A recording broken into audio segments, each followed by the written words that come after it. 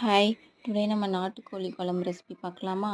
நாட்டுக்கோழி க்ளீன் பண்ணி ஒரு குக்கரில் ஆட் பண்ணிவிட்டு கொஞ்சம் சால்ட்டு, இஞ்சி பூண்டு பேஸ்ட்டு ஆட் பண்ணி ஒரு 2 மஞ்சத்தூள் கொஞ்சம் ஆட் பண்ணிவிட்டு 2 விசில் வச்சு இறக்கிக்கோங்க. திரும்ப அதே குக்கரை வச்சுட்டு ஆயில் ஆட் பண்ணிவிட்டு ஆனியன், டொமேட்டோ, இஞ்சி பூண்டு பேஸ்ட்டு, சால்ட்டு, மஞ்சத்தூள் ஆட் பண்ணி நல்லா வதக்குங்க.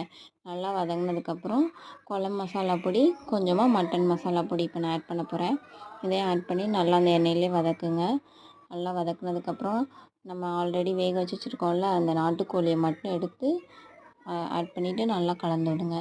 நல்லா கலந்து விட்டு ஒரு மிக்ஸி ஜாரில் தேங்காய், கொஞ்சம் கசகசா, மிளகு, நாட்டுக்கோழி குழம்புக்கு மிளகு தான் ரொம்ப இம்பார்ட்டன்ட். மிளகு போட்டு நல்லா பேஸ்ட் பண்ணி இதில் ஆட் பண்ணிக்கோங்க. அந்த சூப்பை இப்போ ஆட் பண்ணிக்கலாம். அதையும் ஆட் பண்ணிவிட்டு தேவையான அளவுக்கு தண்ணி ஆட் பண்ணிவிட்டு இன்னும் 3 விசில் வச்சு இறக்கிட்டு லாஸ்ட்டாக தாளிச்சிருங்க. அவ்வளோதான், சர்வ் பண்ணுங்கள்.